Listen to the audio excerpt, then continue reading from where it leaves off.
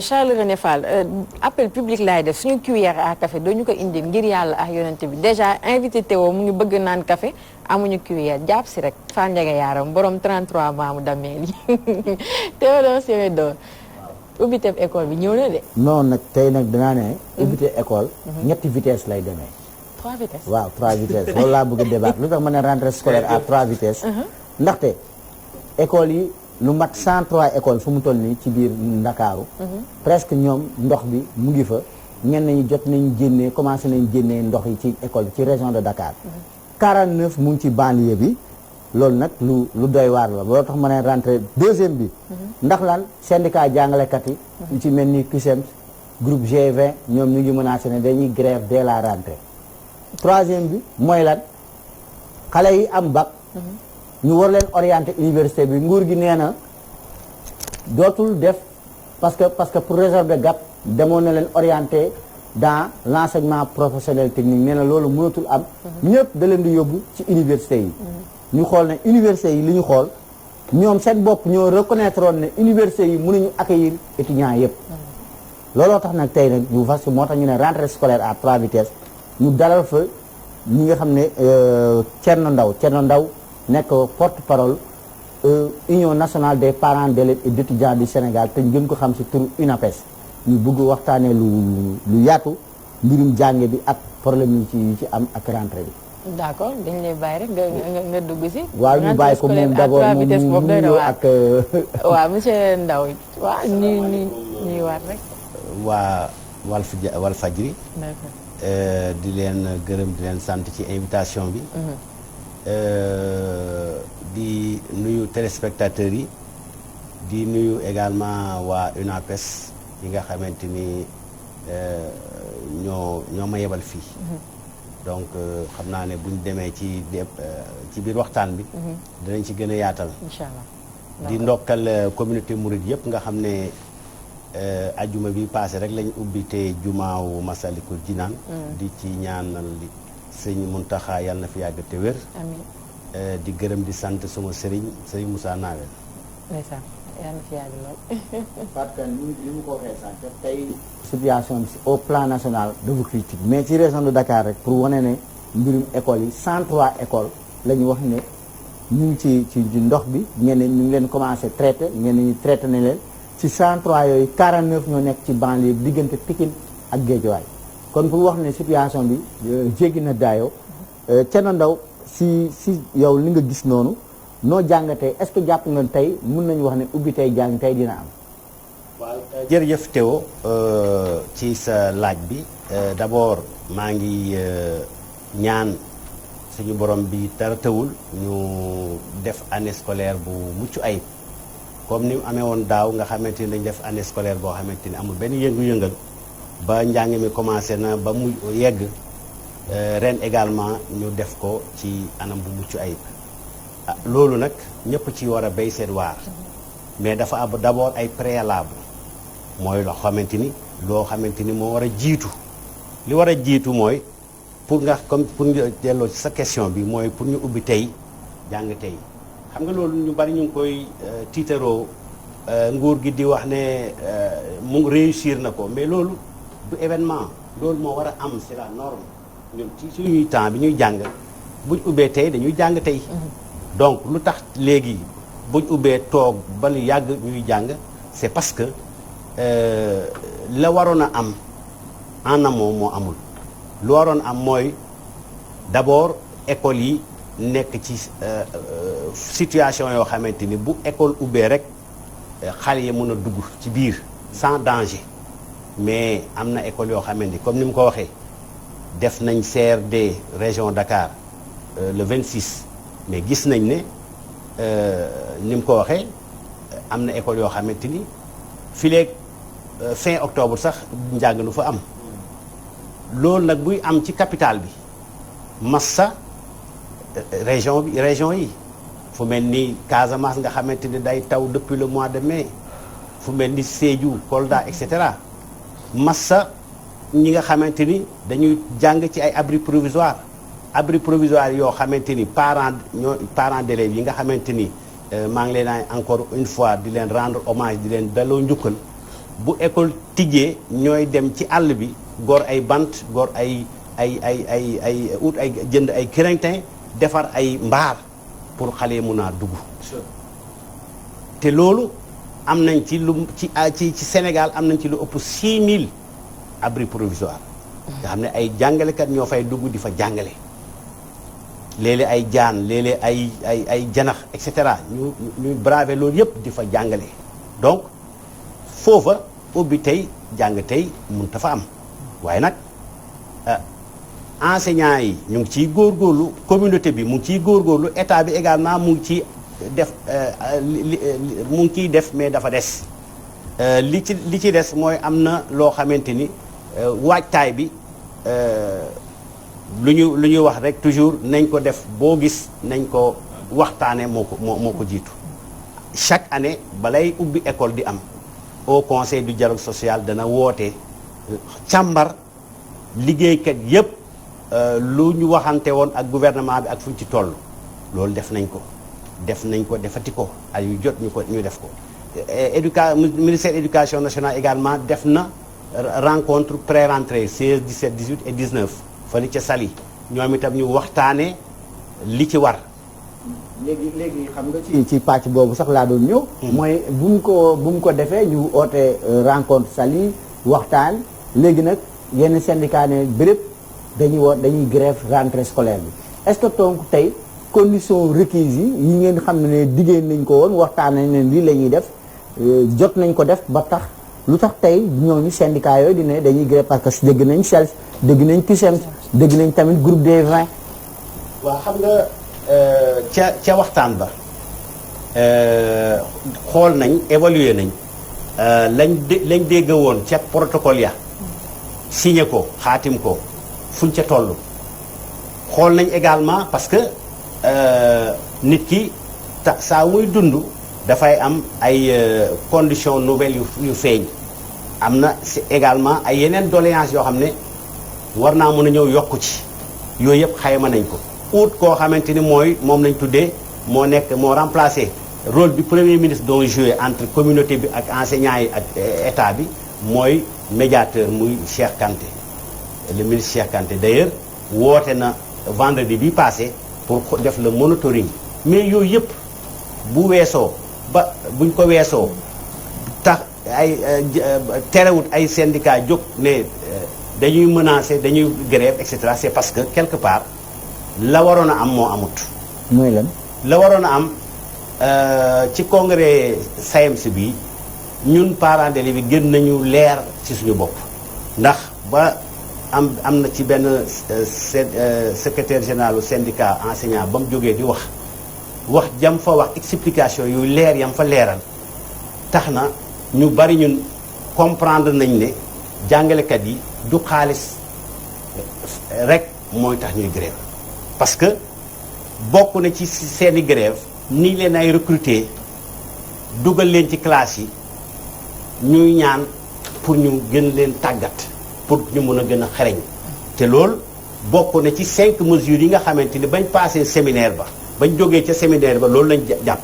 5 mesures yooyu ministre bi ànd ak communauté bi d'accord mooy dañooy fexe ren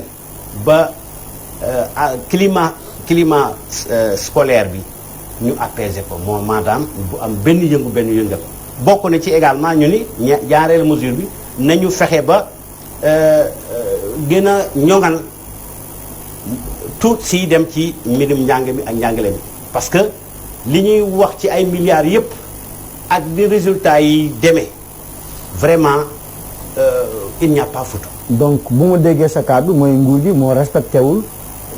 diggé yi mu def ak syndicat yi ba tax mu yëngu. am na lu mu ci def ak as néew am na lu mu ci def waaye nag lu bare des na parce que Semedo mënuma comprendre ma doon liggéeykat liggéey ba à la traité par exemple loolu benn cas bu ma lay joxe parmi tant d'autres ma jël sumay dossiers yëpp jébbal leen d'abord dossiers yi ñu may laaj ñoom ñoo ma ko jox biñ may recruter ñoo ma jox dossier ba mu mujjee avancé ñoo ma jox dossier bi dossier yooyu ñu ma koy laajaat ba ma koy rassembler ba joxe ko ñu war a def circuit bi des fois dana def ay ci biir Sénégal dana def 3 mois 4 mois bu paree mu war a dem signature ministre pour mu signer rek dana mot 20 jours pour signer rek bu weesoo mu dem boo amee sax foo xamante ni décret moo la jële woon ci benn corps indi la waat beneen corps président moo war a signer décret boobu man am naa xarit boo xamante ni depuis janvier ba léegi fi jotagul pension parce que président signé gul décret bi ba nga xamante ni bu ko jotee dem ca pension pour déposer dossier pour ñu commencer ko fay. waaw mais loolu xanaa ñoom kon nguur gi yéeguñu ne y a des Sénégalais lambda qui sont fatigués. mais c'est ça le problème. est-ce que lii loolu Macky Sall xam na ne il y a beaucoup de dossiers de décrets yoo xamante ni dafa impacter directement sur la vie de ces retraités là pour mu war koo signer parce que waroon nañ ko signer sax mais avec élection yi bala muy yegg ca Macky Sall pour mu signer ko ñu defaat changement de gouvernement nommé ay yeneen ministre ñu delloowaat dossiers yooyu donc loolu mooy tax enseignants yi di wax que ni lenteur lenteur administrative maanaam Aïcha ñu recruter la enseignant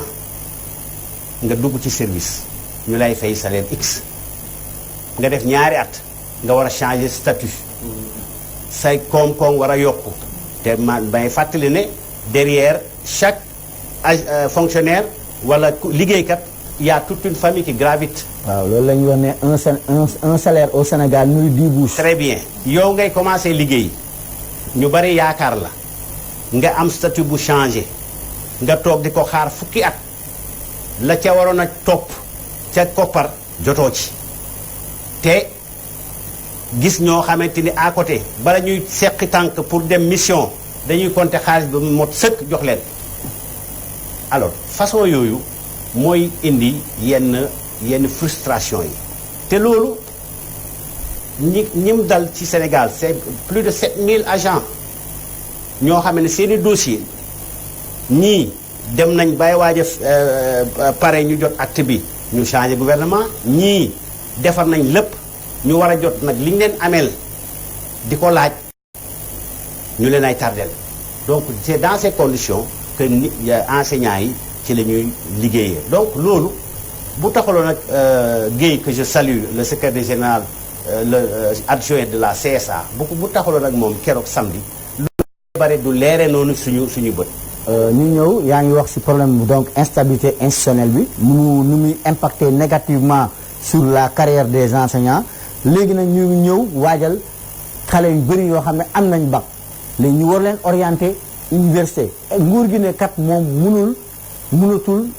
def leen yóbbu leen ci dans l'enseignement professionnel alors que am na ci ñoo xam ne commencé nañu woon def première année def nañ ci ba ñu valider seen première année ci école yooyu tey yéen parents d'élèves lan la leen nguur gi expliquer lan mooy avenir xale yooyu benn ñaar nan lañ war a mën a gérer université bi nga xam ne ñoom dañ ne université dafa étouffé que actuellement pour régler le problème de l'emploi au Sénégal il faut que jeunes yi nekk opérationnel te ñoom ñu créer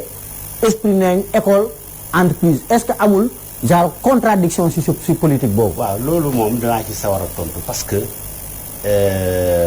mooy wane ne rek ne ñun communauté bi ñi nga xamante ni bu élève amuloon ak étudiant école du am ministre éducation du am ministre enseignement supérieur du am ba tax na gis nga mesure bii dañoo jékki-jékki rek dégg ko ci rajo bi ak télévision yi te ñun kat dañ ne l'école de la communauté ñoo ko seq waroon ko waxtaane yokk ko xel mu boole lépp dajale mais maa ngi wax ici et maintenant que le ministre de l'enseignement supérieur et de la recherche fulaalul communauté bi faale leen ba mu jëlee service ba léegi bind nañ ko tontu ñu recevoir ñu benn yoon pour au moins sax ñu xamante ak moom woon ko ne lii ak lii ci lañ nekk. si je comprends bien avant ñuy jël mesure bi Théo wax léegi concerté wul ak yéen. ñun de ñun ñaari fédération yi am ci Sénégal. pour ñu ëmb parents waajur yi. amu ci kenn comme consulté. cavalier seul daal la def. naam rafetlu nañ ne élèves yi étudiants yi dañu war a nekk ci université yi publique yi parce que loolu mooy objectif université publique waaye nag ba métier dañoo woowoon ñi nga xamante ni yoore établissement privé yi ñaan leen en tant que républicain ñu nangul leen ñaan leen le trop-plein ñoom ñu jël ko di leen verser 400 000 francs par étudiant buñ la envoyé étudiant bi ba nga stabiliser liste bi ñu jox la 200 000 par étudiant boo demee ba premier semestre ñu delloo la waat la 100 000 boo jeexalee ñu def la 100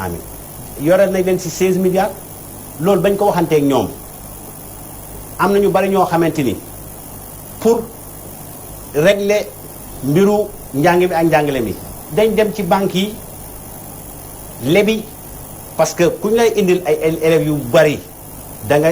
ut ay structure d'accueil recruter ay professeurs ut ay secrétaires et cetera donc ñu ut ay charges yu nouvelles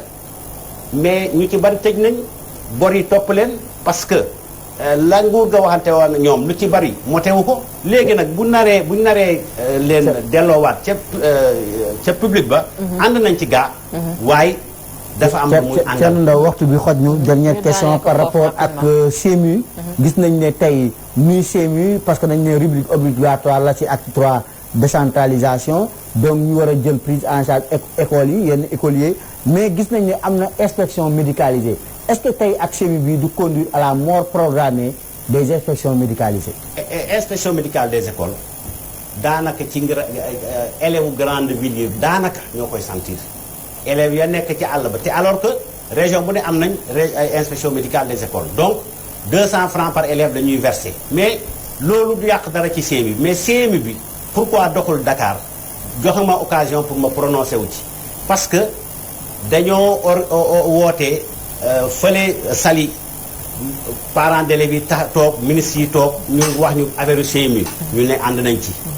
ñu ñëwaat fii Ngor Diarama parents d'élèves yi toog ministres yi toog ñu signé décret bi wax niñ ciy duggee ñun ñu ne ànd nañ ci mais dans la mise en œuvre dafa mel ni nañ ko da doon neexalee parents d'élèves yi pour ñu ànd ci comme dafa mel ni dans la mise en œuvre surtout à Dakar dañoo seppi parents d'élèves yi dañuy dégg rek inspection daal ak mutuelle de santé yi ñooy doxal ñun doog nag di leen seetaan parce que ñun duñu wax benn parent mu dugal dërëmam foo xamante ni wóoluwuñ ko